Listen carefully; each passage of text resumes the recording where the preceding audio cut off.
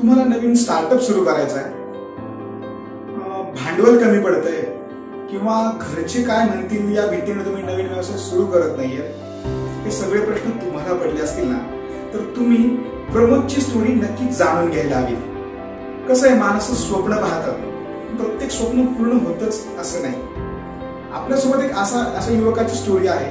त्याला एक संकल्पना सुचली आणि त्या संकल्पनेला त्याने स्टार्टअप मध्ये बदलून आज तो कोट्याधीशापर्यंत त्यांनी स्टार्टअप पोहोचवलाय. तुम्हाला प्रश्न पडला असेल ना, त्याने नक्की काय केलं असेल, तर तुम्ही हा संपूर्ण व्हिडिओ पहा. हा आहे अहमदनगर जिल्ह्याच्या श्रीरामपूर तालुक्यातील प्रमोद सुसरे. मेकॅनिकल इंजिनिअरिंगचे शिक्षण घेऊन तो पुण्यात एका कंपनीत जॉब करत होता. मात्र तुटपुंज्या पगारामुळे स्वतःचा बिझनेस करायचं त्याने मनाशी नक्की केलं. मात्र घरची परिस्थिती बेताची असल्याने नोकरी सोडून बिझनेस करणं घरच्यांना रुचलं नाही. मग त्याने घरच्यांना न सांगताच कमी भांडवलामध्ये स्वतःच काही सुरू करता येईल याचा शोध सुरू केला. यातूनच जुन्या टायर पासून खुर्ची टेबल बनवायचं त्याने नक्की केलं. खूप संकल्पना डोक्यात येत होत्या, कोणता बिझनेस करावा, बट मार्ग काही निघत नव्हता. ॲक्च्युली मी इंजिनियर होतो हायर ॲप्लायन्सेसमध्ये.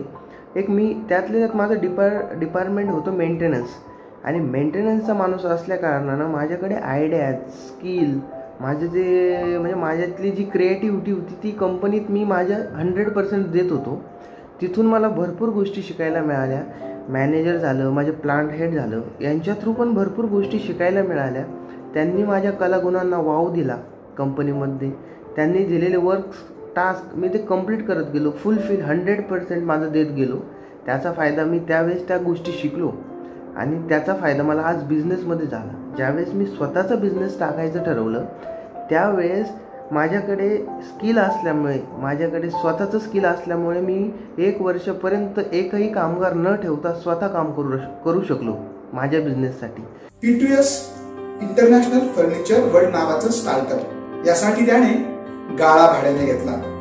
सोबतच जवळपास वर्षभर नोकरी आणि बिझनेस असं दोन्ही केलं.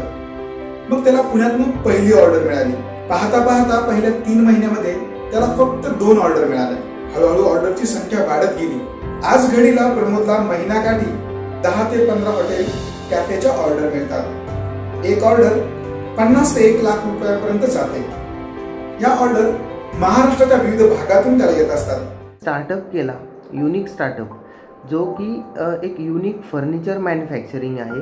आणि त्यामध्ये सांगायचं झालं तर त्या ज्या युनिक फर्निचर मी जे बनवतो आहे ते सर्व रिसायकलिंग आहे, जे की इंडस्ट्रियल स्क्रॅप म्हणा, वेस्टेज टायर्स म्हणा, wastage drum, old cycles, automobile vehicles, rickshaw, auto parts, सगळ्या गोष्टींचा यूज करून मी फर्निचर बनवायला लागलो.